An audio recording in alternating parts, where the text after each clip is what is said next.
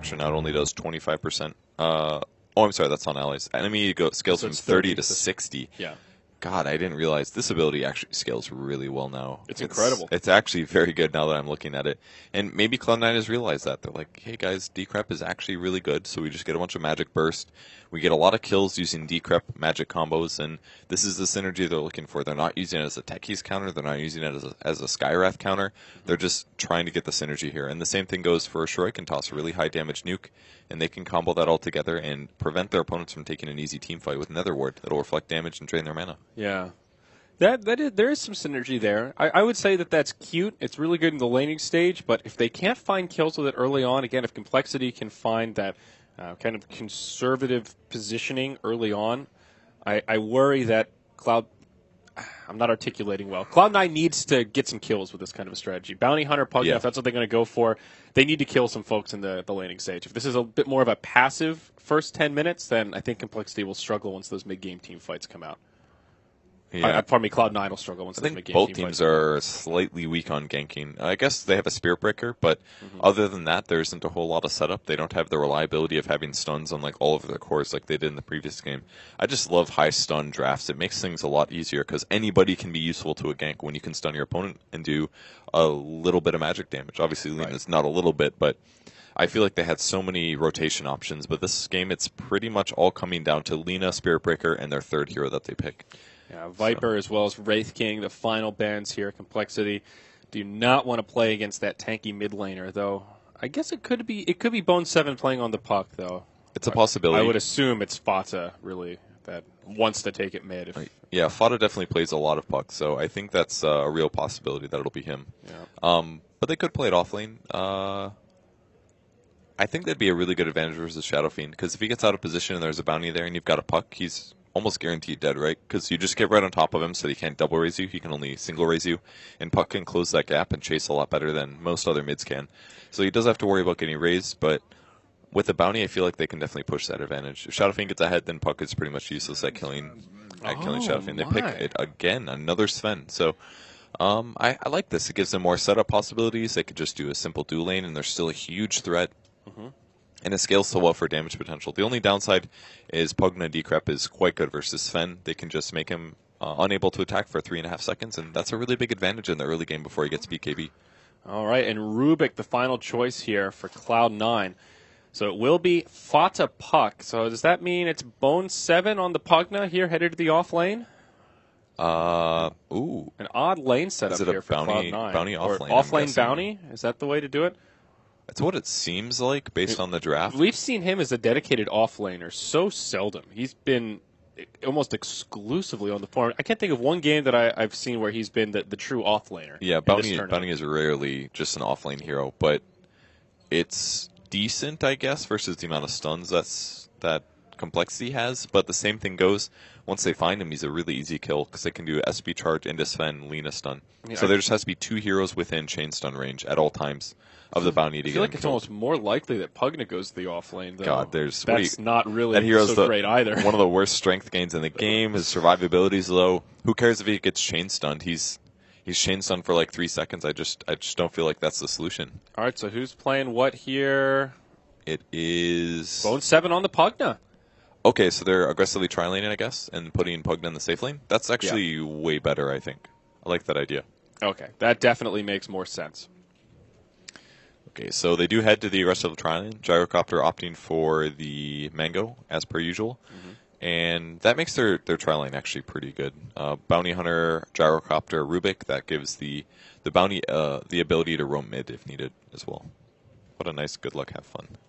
Oh, how nice. Smiley faces aplenty. So that'll put Bone 7 on the Pugna. Fata will take the puck to the mid lane. And Misery, he'll be here on the Rubik. Gets a ward down on that top rune spawn. And they'll hold their other ward for now.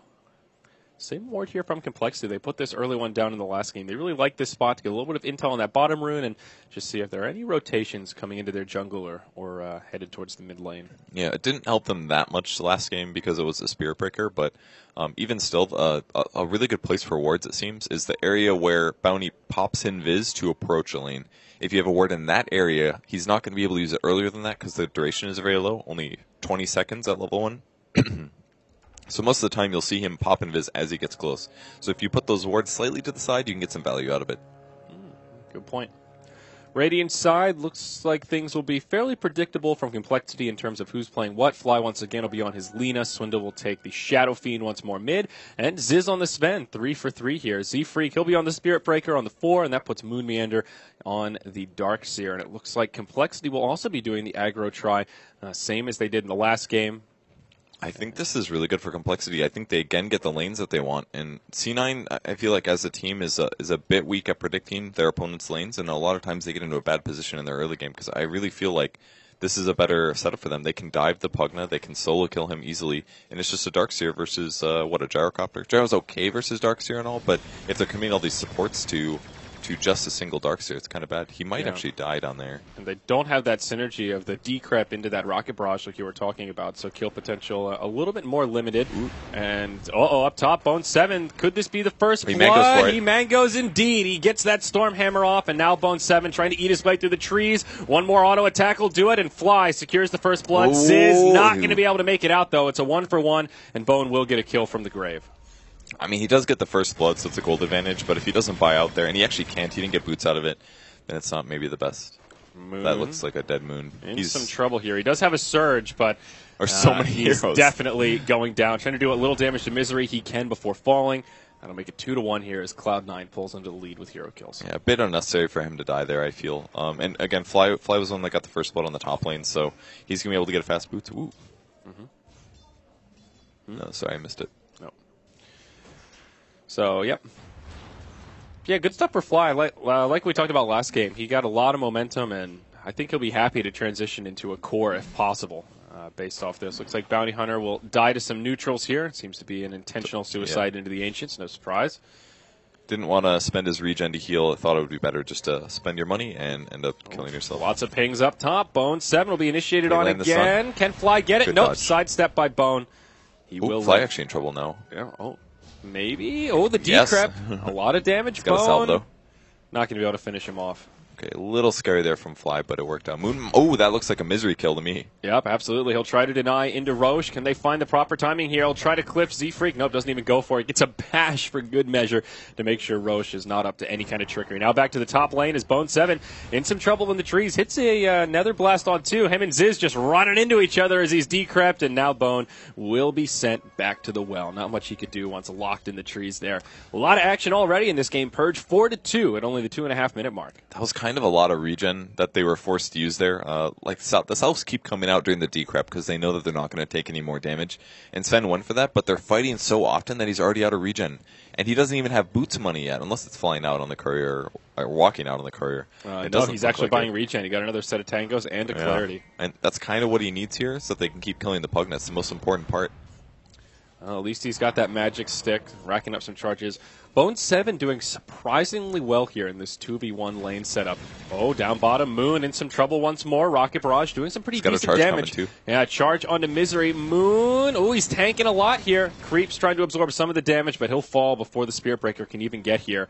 Will Z-Freak go for it? Nope, canceled as he approaches the enemy. I feel like Moon's trying way too hard to outplay them. He's just sticking by the creeps, but I think maybe he's just getting caught a lot, and at that point, once he gets lifted, he's committed, basically. If he ran away from the creeps and he got lifted, he would definitely die there. A little bit of blocking from No-Tail here puts the slowdown. Iron Shell in return, but that Rocket Barrage actually isn't doing too much. They lift him and throw him back here, but I don't think they're going to get this kill at all. Moon Meander actually taking a ton of